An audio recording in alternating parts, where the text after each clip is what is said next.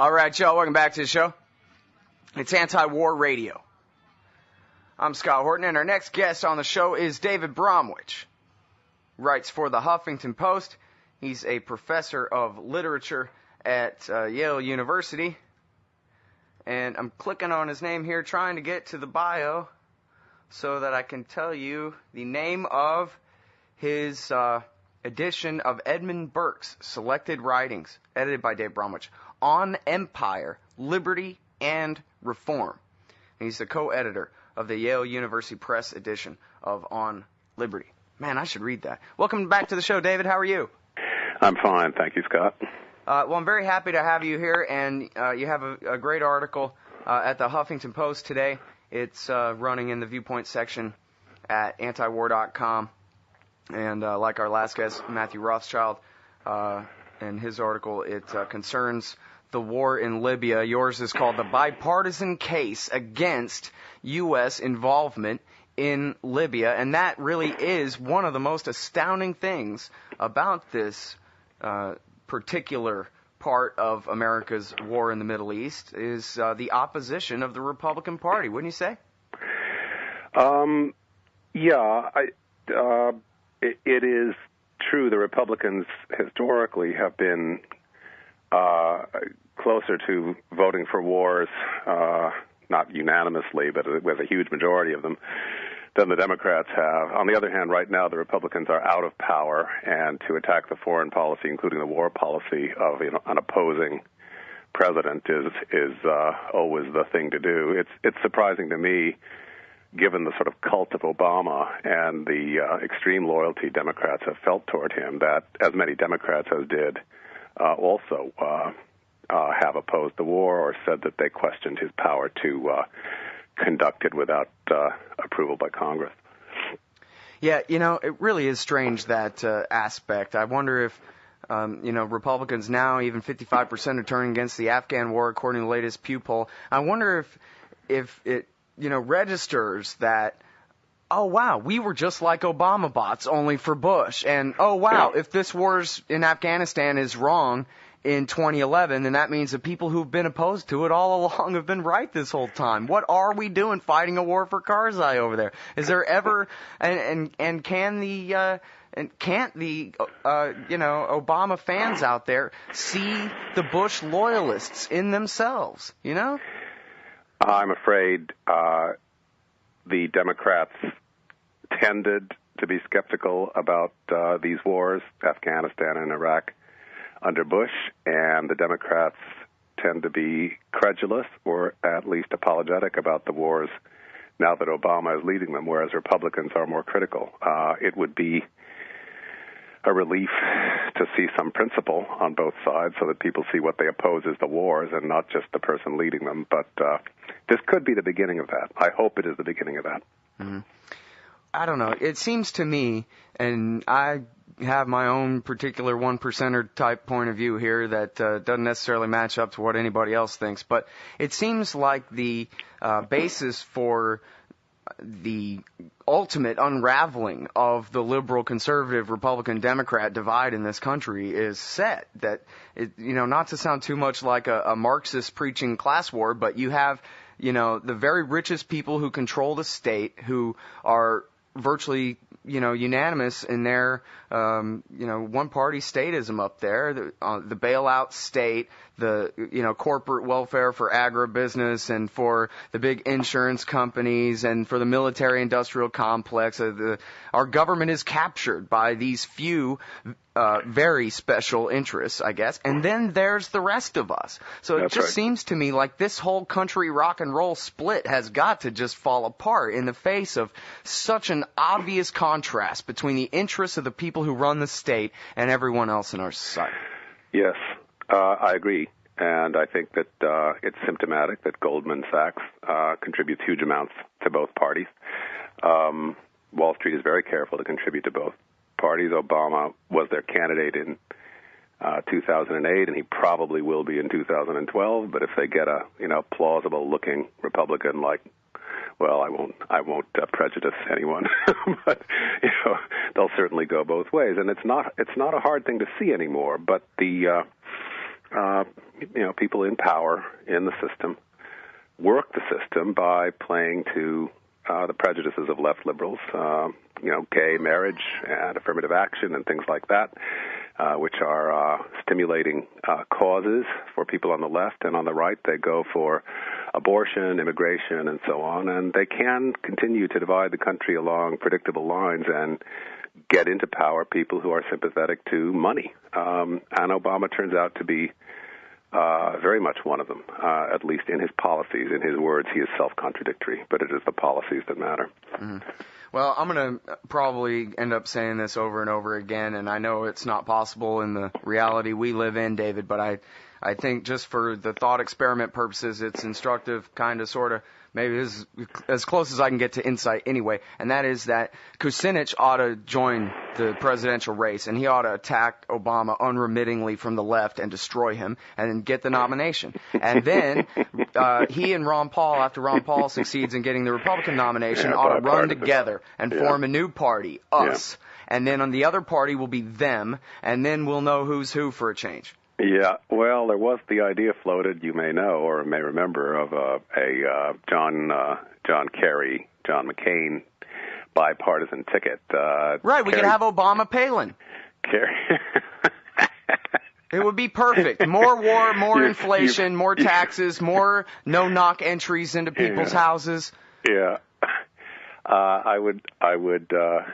I think I would vote for Dennis Kucinich if he had a plausible, or if he ran any kind of primary campaign against Obama. I think his chances are small. Unfortunately, I don't think Ron Paul's chances are great either, but they are, especially with regard to foreign policy, whatever you think of them on other causes, they're fairly close together in their anti-interventionism, their anti-imperialism, and they are honest. They speak a much larger proportion of the truth than the leaders of either party. Right. Yeah, I mean, I think that's really the important point, too. I disagree with Dennis Kucinich on quite a few issues, with Ron Paul on a few, fewer, certainly, but both of them are decent, honest men. Simple as that. And if you look at the Republican primary debates back in 07 and 08, there was Gravel and Kucinich were the two honest guys, and then the rest of them were the devils up there. It was as obvious as that. Yeah. To me. I don't know. I'm biased against Democrats anyway, as well as Republicans. All right, well, so on the issue of the current war, Matthew Rothschild was on the show just now, editor of the Progressive magazine, talking about Dennis Kucinich showing up these Republicans big time. He's already talking about maybe it's time for articles of impeachment against Barack Obama for this war in Libya. Yeah. Talk about proven principle right there. That'd be a great debate point for those two in the primaries, don't you think? Well, the word has started to come up. The word impeachment has started to come up. Nancy Pelosi, you may remember, magnanimously, quote, took it off the table, unquote, after the Democratic victory in 2006. So there was no more talk of that among Democrats impeaching Bush in 2007, 2008. It'll probably get farther with the Republicans because of the Tea Party and the more, what to say, feverish, impassioned tone of their politics. But I don't think it's gonna go much anywhere. But there's no doubt that what Obama has done, the claim he has made for his authority to continue this war by saying that it does not constitute the introduction of U.S. forces into hostilities or situations where imminent hostilities are indicated by the circumstances, to claim that he is not involved in such a war in Libya is astonishing. It is up there. It is right on a par with George W. Bush saying that waterboarding is not torture. Yeah. All right, well, we'll have to leave it there to go out to this break. It's David Bromwich, professor of literature at Yale, and we're going to talk about English and the war on it a little bit more. Great. When we get back.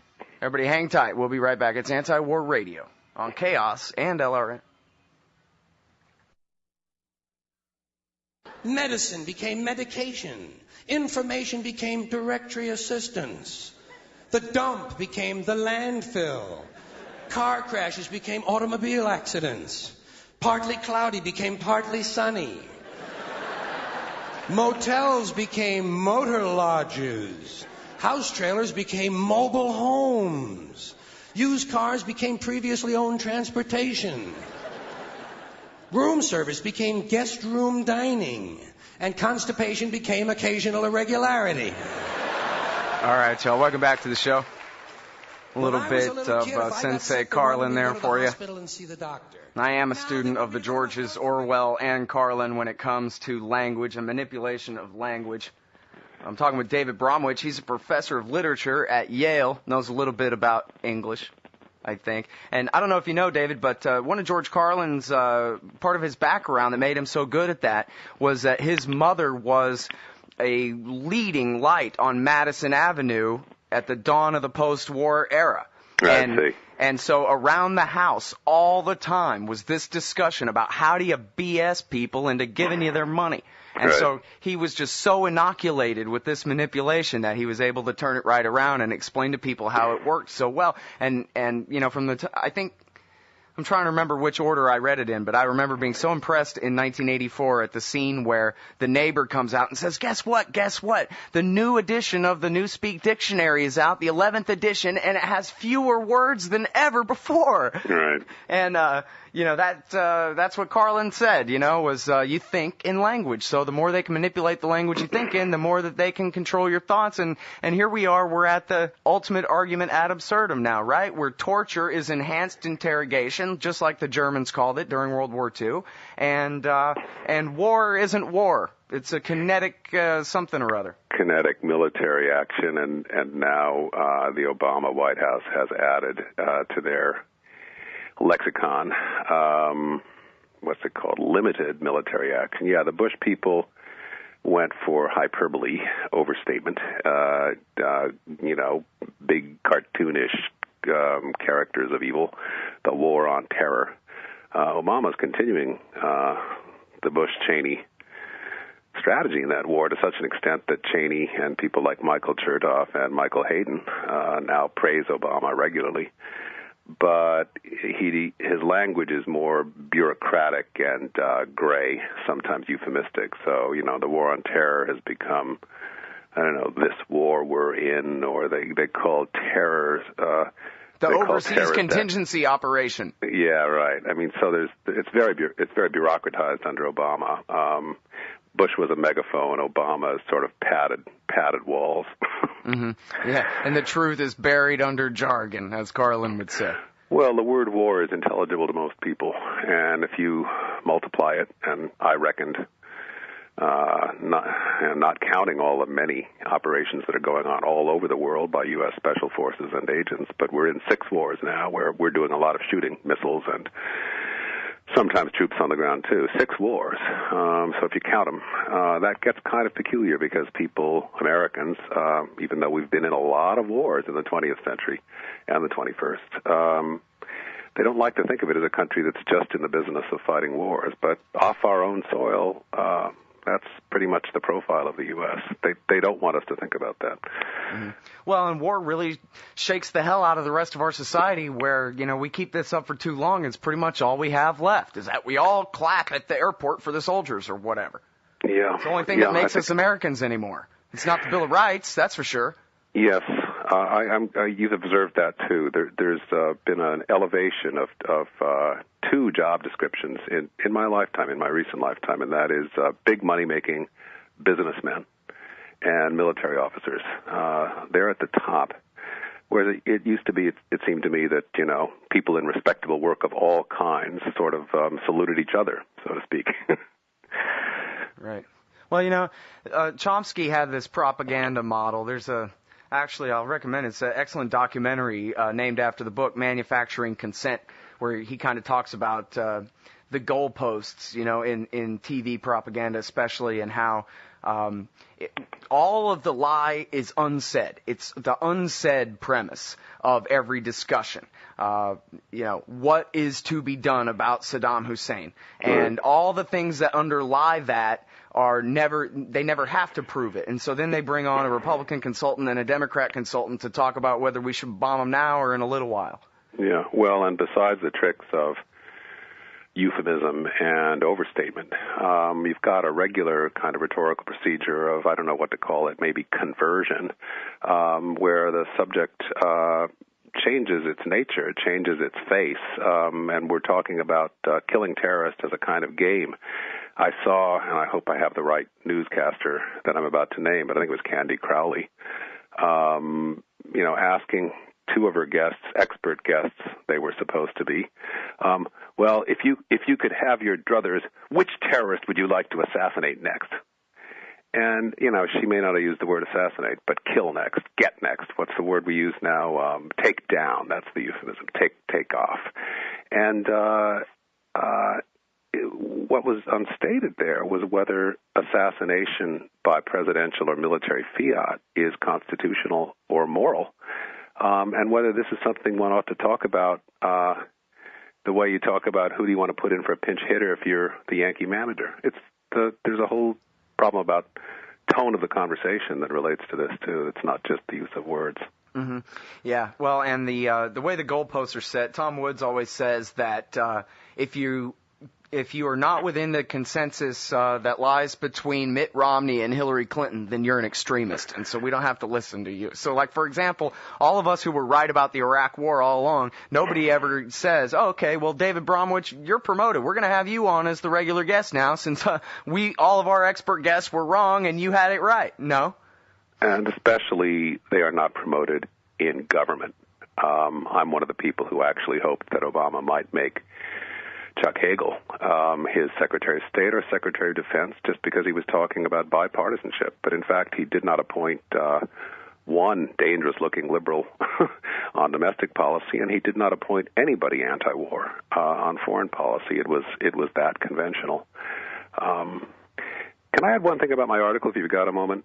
Sure thing. Go ahead. This relates to the use of language, because I just figured out after I wrote it, too late to put anything in it, where the State Department lawyer Harold Koh and the White House lawyer Robert Bauer may have gotten their idea that they could defend Obama on Libya with the idea that he's not really in a war. Mm-hmm. The language of the War Powers Act talks about hostilities, the introduction of American combat forces into hostilities or situations where hostilities can be expected.